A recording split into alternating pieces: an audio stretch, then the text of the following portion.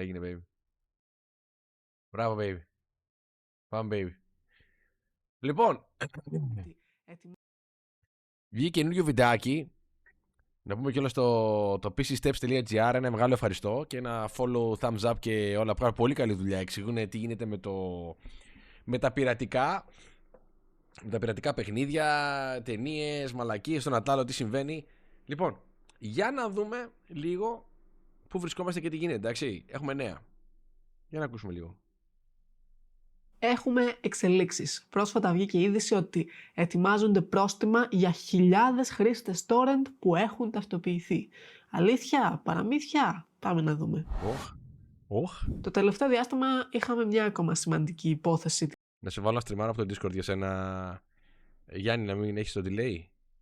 Όχι, δεν έχω θέμα. Τηλεοπτικής πειρατείας, αυτή τη φορά στη Σαντορίνη. Συνελήφθη λοιπόν ένας 48χρονος κάτοικος Σαντορίνης, κατηγορούμενος για παραβίαση της νομοθεσίας περί πνευματικής ιδιοκτησίας και παράνομη διακίνηση συνδρομητικών υπηρεσιών. Κάτσε, άρα λοιπόν αυτός τι έκανε? Αυτός έδινε υπηρεσίες, είχε σερβερ δικό του και έδινε, πώς το λένε, κυρίως αυτός τα κυνήγα, να ξέρετε από ό,τι έχουν καταλάβει. Είναι κυρίως αυτοί που δίνουν τα δωρεάν, όχι εσύ δηλαδή για προσωπική σου χρήση. Όχι ότι δεν είσαι παράνομος, παράνομος είσαι, αλλά προτεραιότητα στο κυνήγι, από ό,τι έχουμε καταλάβει, δίνουν σε αυτούς οι οποίοι δίνουν με συνδρομή και ιστορίες τα δωρεάν αυτά, τα sports, παπαριές, όλα αυτά τα πράγματα. Ειδικά σε καφετέρειες και ιστορίες που πάνε όλοι και παίζουν, έχουν τα κουτάκια, τα Android και τις παπαριές αυτές για να μπορέσουν να βλέπουν όλοι τους αγώνες τζάμπα. Ακόμα και εκεί. Πάμε. Μαζί τους στη δικογραφία περιλαμβάνονται και 68 τελικοί χρήστες που φέρονται να είχαν αγοράσει πρόσβαση σε αυτές τις παράνομες υπηρεσίες. Ναι. Με εισαγγελική εντολή έγινε άρση του απορρίτου των επικοινωνιών του 48χρονου ώστε να συγκεντρωθούν αποδεικτικά στοιχεία. Αυτό από μόνο του δείχνει ότι δεν μιλάμε για ένα κουτί IPTV σε ένα σπίτι. Για να φτάσει σε πολύμηνη παρακολούθηση και εισαγγελική εντολή, η υπόθεση είχε ταξινομηθεί ως οργανωμένη δραστηριότητα. Μπρο, φαντάσου λίγο, 68 τώρα λέμε, εντάξει, 68 άτομα, πληρώνεις πόσο? Πληρώνεις ένα 30 το μήνα, Γιάννη? Για τα τέτοια. Ναι, το κουτάκι. Πόσο λέμε, 30 να πληρώνεις για αυτά όλα? Ναι, και πολύ είναι. Ωραία. Βάλε, πες π.χ. 20. Πες ένα 20 επί 70. Μαλάκα, αυτός καθάρισε από αυτά που γνωρίζουμε 1,5 χιλιάρικο. Πες πάνω κάτω. Τον ένα μήνα. Ο Μπούκης λέει 100 ευρώ το πεντάμινο. Άρα λοιπόν 20 ευρώ το μήνα. Καλά το είπαμε. Μαλάκα, αυτός καθάριζε. Πολύ... Ναι.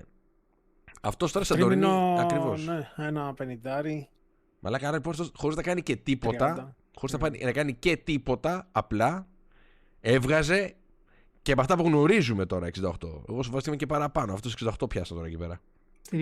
Γενικά η άρση απορρίτου δεν είναι ρουτίνα. Πρέπει να υπάρχουν σοβαρές υποψίες δομημένου δικτύου και όχι μιας μεμονωμένης χρήσης. Από την ανάλυση των δεδομένων προέκυψε το πλήρες πελατολόγιο της υπηρεσίας αυτής. Πρόσεξε, Μπούξη, το είδες τώρα τι έγινε, ότι πιάσαν αυτό που έχει το σερβερ, αλλά επίσης έχουν και τα ονόματα των 68 που παίρνουν υπηρεσίες από αυτόν. Πρόσεξε το λίγο τώρα αυτό. Δεν είναι ότι πιάσαν μόνο αυτόν, γιατί άμα τον πιάσανε, έχουν και τα στοιχεία όλων αυτών οι οποίοι πληρώνανε σε αυτόν για υπηρεσίες. Παίρνουν όλοι πρόστιμα, πάμε. Το οποίο δεν περιοριζόταν στη Σαντορίνη, υπήρχαν χρήστες σε ολόκληρες τις Κυκλάδες, συμπεριλαμβανομένων ιδιωτών, αλλά και καφετέριες, ξενοδοχεία κλπ. Ρε μαλάκα, αυτό εδώ ρε παιδιά στην Ελλάδα δεν το καταλαβαίνω με τίποτα. Ρε φίλε, έχεις ξενοδοχείο. Ρε μα έβγαλες χιλιάρικα βρε μαλάκα. Δηλαδή χιλιάδες ευρώ έβγαλες το καλοκαίρι και όλη τη σεζόν Σαντορίνη. Και εκεί τζάμπα ρε φίλε. Και εκεί τζάμπα να μην πληρώσεις ρε μαλάκα ένα δορυφόρο, να μπορείς να βγάλεις τα μαλάκα να κανονικά να βλέπεις τα σπορ. Και εκεί ρε μαλάκα. Δηλαδή ακόμα και εκεί έλας να μην πληρώσεις τίποτα ρε φίλε. Ακόμα και εκεί ρε μαλάκα. Τι είναι αυτό το πράγμα ρε παιδιά. Αυτοί οι 68 Ναι. που έπιασε μπορεί να μην είναι τελικοί χρήστες, το ξέρεις αυτό. Τι μπορεί να είναι αναμεταδότες. Αναμεταδότες. Ναι. Και να έχουν δικό τους πελατολόγιο. Ο καθένας. Λοιπόν, άκου να δεις. Ακόμα και εκεί ρε φίλε. Κάτσε ρε μπρο. Ρε πληρώστε και για κάτι ρε αδερφέ. Εντάξει. Σου λέει ακόμα και μεγάλες τουριστικές επιχειρήσεις του νησιού φαίνεται ότι χρησιμοποιούσαν παράνομες υπηρεσίες αντί για τους νόμιμους παρόχους. Το οποίο είναι εντελώς χαζό αν με ρωτάτε. Εκτός το ότι είναι παράνομο, είναι και επιχειρηματικά γελίο ρίσκο. Οι υπηρεσίες Τώρα καταλαβαίνει, δηλαδή τώρα όλες, δηλαδή θα χάσει την επιχείρησή του γιατί διάλεξε αντί να πληρώσει 100 και 200 και 300 το μήνα να πληρώσει. Γιατί επιχείρηση έχει και διαφορετικό account. Αντί να πληρώσει αυτό το μήνα που είναι και καταρχήν έξοδο επιχείρηση, γιατί είσαι τόσο άζος, αλλά να πει με τόσα μαύρα λεφτά που παίρνουν, δεν δηλώνουν τίποτα, δηλώνουν μόνο ζημιές και μετά σου λέει μαλάκα μπαίνουμε μέσα. Μα είστε μαλάκα καθυστερημένοι τελείως. Είναι μια τεράστια αλυσίδα αυτό το πράγμα αποτυχίας σαν να τρέχει σαν επιχειρηματία. Εντάξει. Εγώ πλέον δηλαδή αυτό δεν το δέχομαι το ότι μας παίρνουν τα λεφτά όλα, τόσα λεφτά. Γιατί και εγώ αυτό πληρώνω, μπρο μου. Και εγώ πληρώνω την εφορία μου. Και εγώ δεν μπορώ να κάνω 0 όμως. Να πω, πώς το λένε, με τιμολόγια και ιστορίες να παίξω με αυτά τα πράγματα. Γιατί εγώ πληρώνω από εταιρείες που είναι μεγάλες και δεν είναι εταιρείες οι οποίες μπορούν να μου κάνουν εμένα τη χάρη να μου πούνε μπρο, πάρε λίγο έτσι, τα μισά μαύρα. Μιλάμε τώρα για Vodafone, Nova και ιστορίες. Δεν μιλάμε για εταιρείες οι οποίες μπορούν να κάνουν τις παπαριές. Τα πληρώνω όλα κανονικότητα με τον νίκη με το Σίγμα. Και είναι όλα εντάξει. Γιατί δηλαδή να μην πληρώσει ο καθένας με τον νίκη με το Σίγμα, ρε παιδί μου αυτό, αφού βγάζει μαλάκα χιλιάρικα, ρε μπρο. Ρε μπρο, βγάζει χιλιάρικα. Τρελά χιλιάρικα Σαντορίνη. Κάτσε ρε μαλάκα λίγο. Έλα ρε φίλε. Πλήρωσε και κάτι ρε μπρο. Ούτε φόρους πληρώνεις, ούτε αργύστρο πληρώνεις. Έχεις πανάρχια ξενοδοχεία τα οποία έχεις να κάνεις αναβάθμιση ούτε ο Θεός ξέρει πόσα μαλάκα χρόνια. Δηλαδή πάμε μαλάκα σε κάτι ξενοδοχεία που βαράνε μαλάκα 200 ευρώ τη μέρα, 180 τη μέρα και είναι μαλάκα παρχαιωμένα. Ούτε αναβαθμίσεις κάνεις, απλά τα αρπάζεις γιατί έχεις τον τουρισμό και δεν πληρώνεις καν, ας πούμε, για να πληρώνεις για το κανάλι το κανονικό να δείξεις τον κόσμο, μαλάδι. Και εκεί πέρα και είσαι ικανός να χάσεις την επιχείρησή σου γιατί είσαι βλήμα. Σου αξίζουν όλα.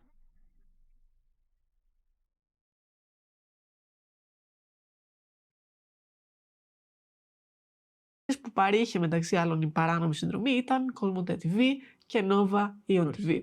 Επίσης, προέκυψε ότι ο 48χρονος παρήχε και τεχνική υποστήριξη στους πελάτες, είτε διαζώσεις είτε απομακρυσμένα. Που σημαίνει ότι όλο αυτό λειτουργούσε σαν παράνομη επιχείρηση, όχι σαν ένα άτομο που μοίρασε 2-3 links σε γνωστούς.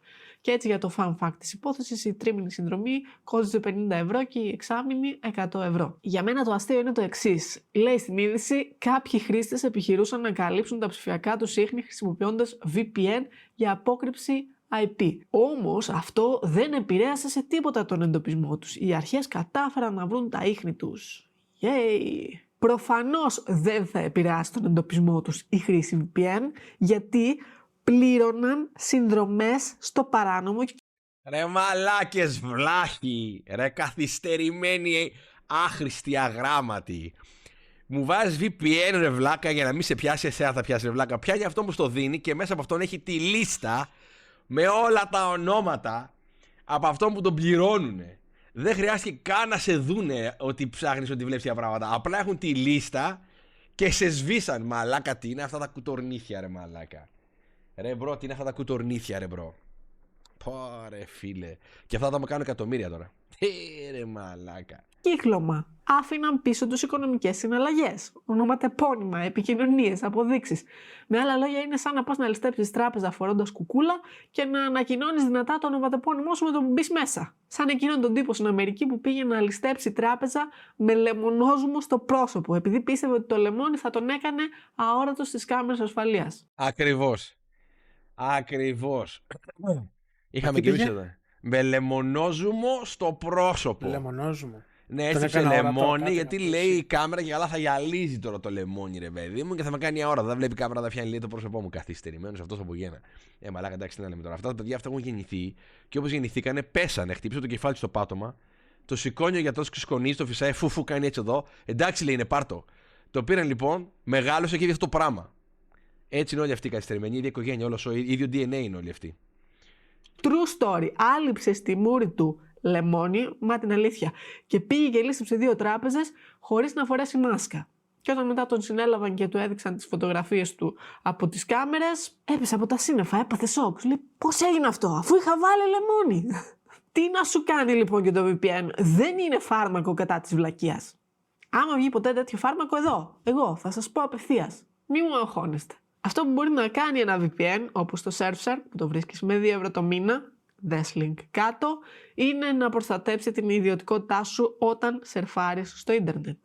Αν κάποιος θεωρητικά ήθελε να δει πειρατικό περιεχόμενο, για το οποίο δεν έχει πληρώσει συνδρομή, το τονίζω αυτό, το λογικό θα ήταν να το κάνει μέσω ενός καλού VPN. Εντελώς θεωρητικά πάντα. Εννοείται ότι δεν βλέπουμε πειρατικό περιεχόμενο. Τέλος πάντων, με βάση το νέο νομικό πλαίσιο, Περίμενε εκεί που λέει εννοείται ότι δεν βλέπουμε πειρατικό περιεχόμενο και κάνει παύση. Ήθελα πρέπει να κάνει κανένα αποσπασμό, ρε παιδί. Κανένα. Κανένα έτσι.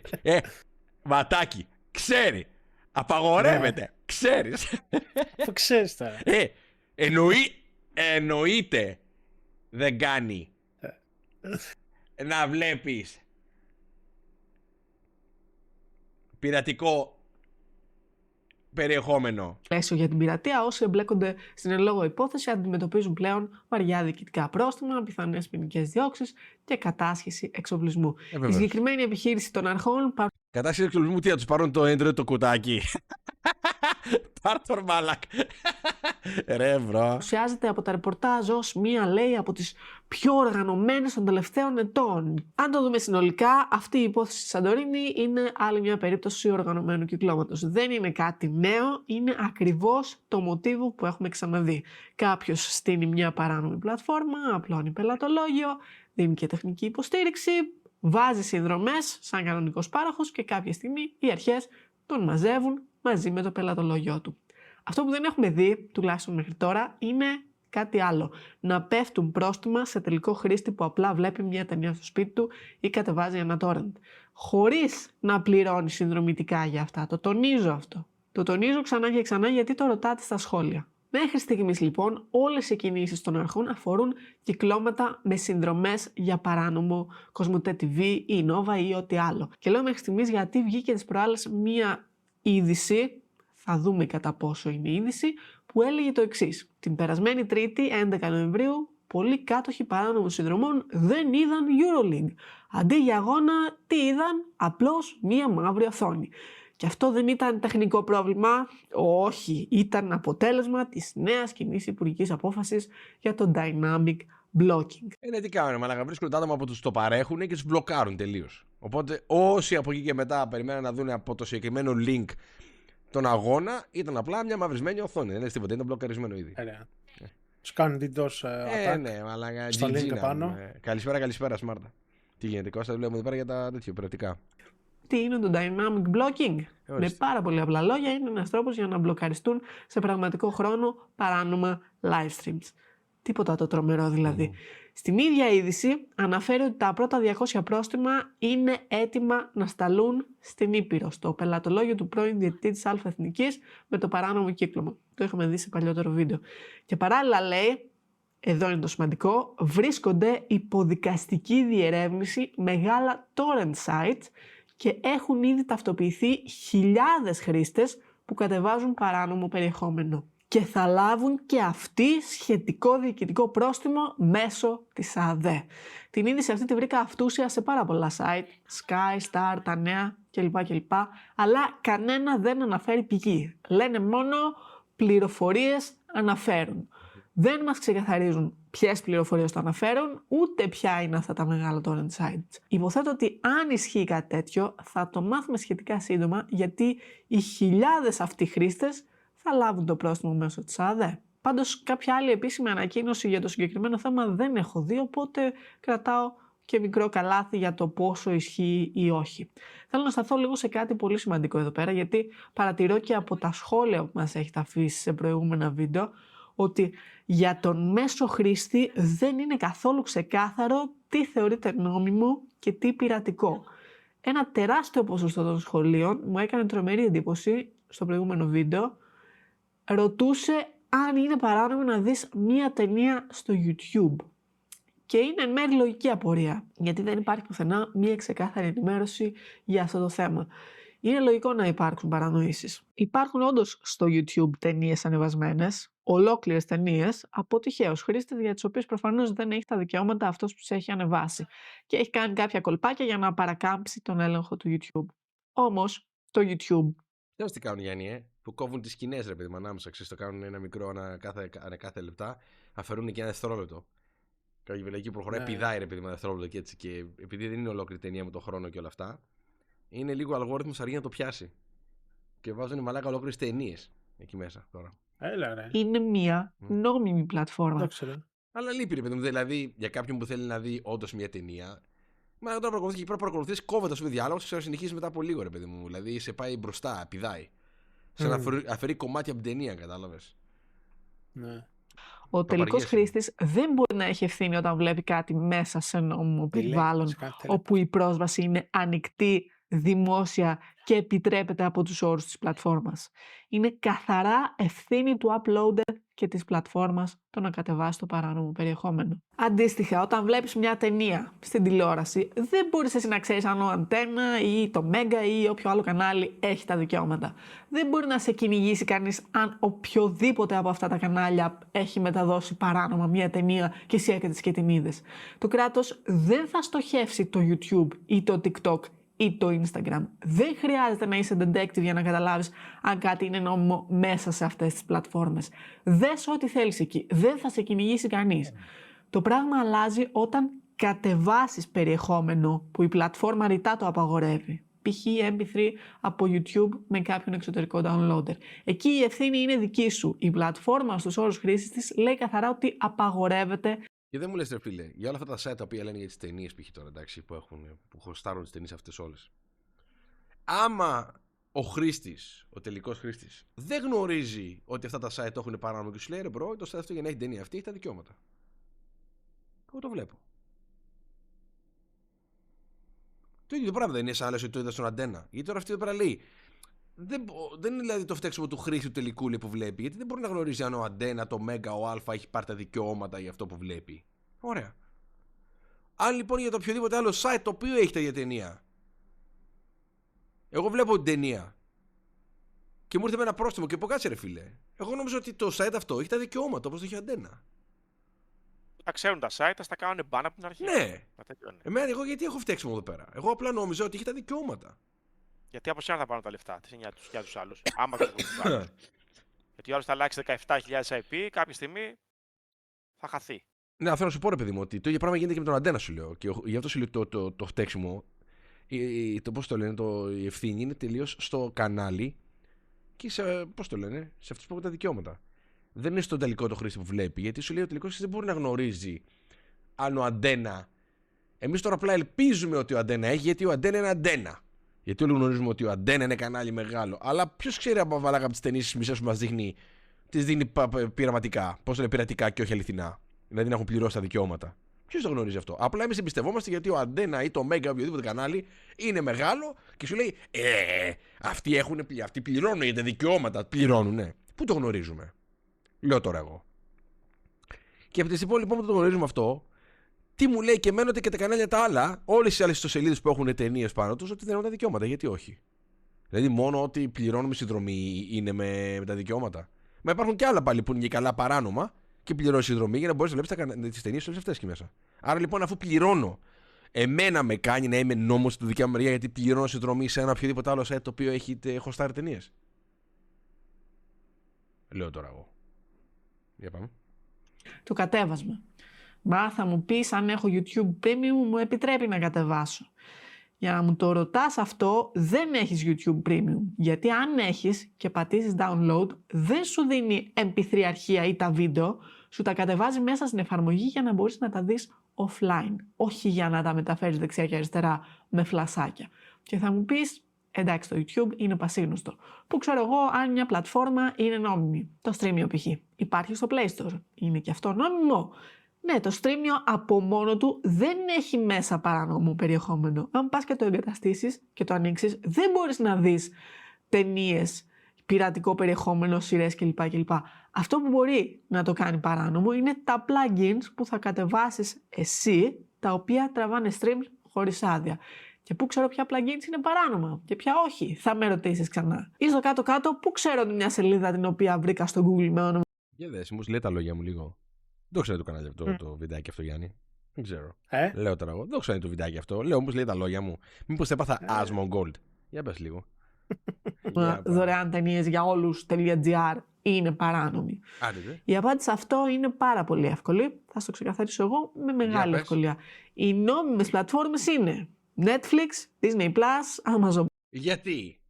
Γιατί όμως λέει οι νόμιμες πλατφόρμες, πού το ξέρεις ότι είναι νόμιμες και άλλες είναι παράνομες. Πού το γνωρίζεις. Λέω τώρα εγώ. Π.χ. το δωρεάν.gr, το δωρεάν.gr. Γιατί ξέρουμε ότι αυτό είναι παράνομο. Από πού και ως πού. Και άμα είναι παράνομο γιατί ακόμα λειτουργεί. Prime, Apple TV, βλέπει κανείς κάτι τέτοιο, HBO Max, YouTube, Κοσμοτέ TV, που το πληρώνεις. Ναι, δωρεάν ταινίες.gr, TV. Είναι και αυτό μέσα εκεί, πες π.χ. Στην Κοσμοτέ, Nova, Ion TV που την πληρώνει στην Nova, Antenna Plus, Netflix, Sinobo ή όπως άλλως προφέρεται. Αυτά. Αν η σελίδα από την οποία θες να δεις ταινία δεν είναι μέσα σε αυτές, δεν είναι νόμιμη. Πού το ξέρεις? Πού το ξέρεις, ερώτηση όμως. Πού το γνωρίζουμε αυτό? Επειδή αυτά γνωρίζουμε ότι είναι νόμιμα. Και πώς γνωρίζουμε ότι αυτά είναι νόμιμα? Γιατί είναι αυτά που είναι γνωστά και έχουν διαφημιστεί? Δεν κατάλαβα. Για ποιο λόγο? Και για ποιο λόγο να μην υπάρχουν κι άλλα τα οποία είναι νόμιμα? Επειδή δεν χρεώνουνε? Μα υπάρχουν κι άλλα που είναι παράνομα και χρεώνουνε. Τα κάνει νόμιμα αυτό επειδή χρεώνουνε? Ερώτηση τώρα εγώ. Γιάννη, συμφωνείς? Τι λες? Σίγουρα. Έτσι, μπράβο. Δεν είσαι αντίπαλός μου σε αυτό. Μαζί μου. Γιατί ένα κουμπί είναι το kick. Έτσι, άντε, δεν είναι. Έτοιμο είναι. Μια εντολή είναι. Τι μια εντολή? Ένα space, φατακλά και έφυγε. Τελεία. Ελπίζω να μην ξέχασα καμία. Πολλές από τις ερωτήσεις σας ήταν επίσης τι γίνεται αν μπω από το Wi-Fi του γείτονα και κατεβάσω ή μπω από μια καφετέρια ή μπω από ένα δημόσιο δίκτυο. Προφανώς, εφόσον δεν έχει γίνει κάποιο τέτοιο περιστατικό ακόμα, ό,τι και να πούμε είναι καθαρά εικασίες. Αν και όταν πέσει πρόστιμο σε μεμονωμένα άτομα επειδή κατέβασαν μια ταινία, τότε το ξανασυζητάμε. Αν τα πράγματα φτάσουν μέχρι εκεί, φαντάζομαι ότι θα υπάρξουν και τρόποι για να προστατευτούν οι ιδιοκτήτες καφετεριών από τύπους που πάνε και κατεβάζουν από εκεί παράνομο περιεχόμενο. Προσωπικά αμφιβάλλω ότι θα φτάσουμε εκεί, αλλά δεν είμαι και medium. Ρωτήστε κανέναν αστρολόγο. Τι πιστεύω εγώ ότι θα γίνει στο άμεσο μέλλον? Στόχος νούμερο 1 είναι τα οργανωμένα κυκλώματα. Αυτό είναι ξεκάθαρο. Όλες οι πρόσφατες επιχειρήσεις των αρχών αφορούν παρόχους παράνομου περιεχομένου και τα δίκτυά τους. Όχι τον μέσο χρήστη που βλέπει 2 ταινίες την εβδομάδα. Εταιρείες όπως Κοσμοτέ και Nova που χάνουν έσοδα από πειρατικές IPTV υπηρεσίες και αναμεταδόσεις αγώνων πιέζουν χρόνια για αυτό και το κράτος, κυρίως για τα αθλητικά, αποφάσισε να το τρέξει πιο επιθετικά, όπως φαίνεται. Αυτό σημαίνει ότι θα δούμε ίσως περισσότερες συλλήψεις διακινητών, κατασχέσεις εξοπλισμού και ξεκαθάρισμα συνδρομητικών ring. Και αυτό δεν το βλέπω να αλλάζει σύντομα, οπότε χρήστες που πληρώνουν για πειρατικά boxes και IPTV, ξέρεις, αυτοί οι φίλοι σου από το χωριό μωρέ, πες τους να τις κόψουν τις πειρατικές συνδρομές. Είναι σίγουρα αυτοί που διατρέχουν τον μεγαλύτερο κίνδυνο για να φάνε πρόστιμο. Ναι, γιατί θα πιάσουν ρεμά το κεφάλι και μαζί με το κεφάλι θα βγει και το ψάρι όλο μαζί. Γιατί όποιος είναι ο τυπάς αυτός ο οποίος δημιουργεί του σερβερ αυτούς παιδιά, το λέω σε όλους εσάς που έχετε και εσείς στα πειρατικά. Λοιπόν, μιλάω στο χωριό μου τώρα εγώ εδώ στο chat, εντάξει. Αν λοιπόν πιάσουν τον τυπά αυτόν. Για πες τι είπες, Γιάννη. Πες, Παπαστρού. Ορίστε. Αν λοιπόν. Εντάξει, πώς το λένε, Δρακουμέλ, περίμενε κάτι σου.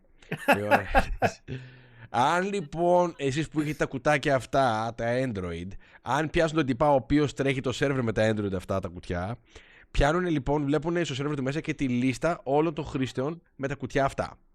Όποιοι λοιπόν είναι οι χρήστες των κουτιών αυτών, όσο VPN και να έχεις, αγόρι μου, όσο VPN και να έχεις, δεν παίζει ρόλο, γιατί δεν θα κοιτάξουν καν να σε δουν ότι βλέπεις ταινίες. Θα πάρουν τη λίστα αυτή που βρήκαν πάνω στον τυπά αυτόν και με τη λίστα αυτή θα κυνηγήσουν τα ονόματα αυτά. Τελείωσε. Γιατί και ο άλλος, όταν εσύ πληρώσεις με τη λίστα αυτή, δεν έχεις βάλει κανονικά το όνομά σου και δεν είναι, ξέρω εγώ, Μπαρμπαντίνος, ξέρω και λέω, ποιος είναι Μπαρμπαντίνος. Μπαρμπαντίνος έτσι λέγεται. Δεν είναι έτσι. Σε έχει βάλει κανονικά, σε έχει δηλωμένο. Πάμε λίγο. Εγώ είμαι από Κομμόπολη, έλα, Spider. Τα πράγματα είναι πιο θολά για τις υπόλοιπες πειρατικές κατηγορίες. Έχουμε την είδηση που μιλάει για χιλιάδες πιστοποιημένους χρήστες σε μεγάλα torrent sites, αλλά δεν μπορούμε να ξέρουμε κατά πόσο ισχύει.